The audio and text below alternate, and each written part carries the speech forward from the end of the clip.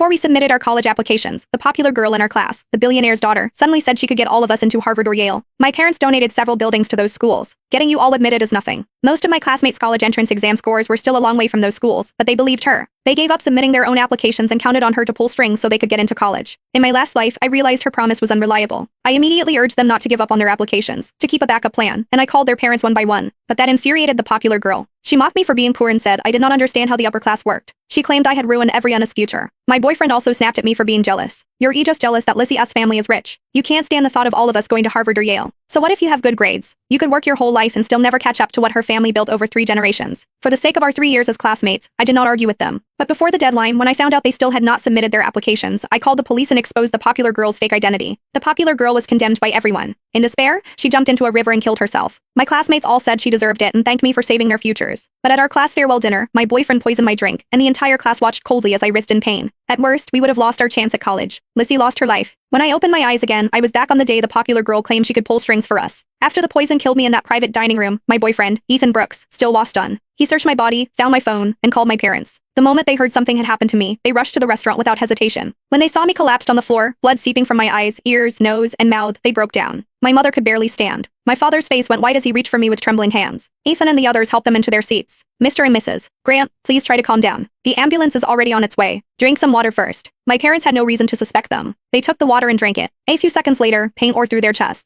Then they both coughed up blood. That was when those people finally stopped pretending. Your precious daughter was poisoned by us too. She killed Lizzie, so she deserves to pay for it. You two can go with her. If you want someone to blame, blame Olivia Grant for being so vicious that she dragged you into this. All 3 of us died right there. I found myself floating above the room, helpless, furious, and desperate to drag every one of them down with me. Then, in the next instant, a familiar voice rang in my ears. Wow, Lizzie, was that your family's driver who dropped you off again? That was a Rolls-Royce. I stood in the corner of the classroom, staring at everything in disbelief. Only then did I realize I had been reborn. No, that was my dad, Lisa Hale said with a small smile. Not our driver. The classroom erupted. Oh my god, your dad is so good to you. HES that busy and still drives you to school himself? Lisa smiled and accepted their envy without correcting a word. But I knew she was lying. Every single word. The pain from my last life was still burned into me. I looked at her, and all I felt was hatred. Maybe she sensed it, because Lisa suddenly turned toward Olivia, your grades are amazing. You can probably get into a school like Harvard or Yale without my help, right? I looked away and was about to answer when Ethan cut in. Lizzie, don't waste your time on her. Look at her. Even if she gets in, she won't be able to afford it. She might as well go to some cheap community college. Exactly, someone else said. She probably can't even cover tuition. Even if Lizzie is kind enough to help her get into an Ivy League school, she still won't have the money to live there. Lizzie can't support her forever. At that moment, everyone in class believes Lisa completely. They were convinced she had the connections to get them into elite colleges. I had checked my results the night before. My grades, test scores, and application profile were strong enough that as long as I submitted everything properly, I had a real chance at the schools I wanted. When Lisa heard them, her eyes lit up. Actually, my family donates to scholarship programs all the time. We help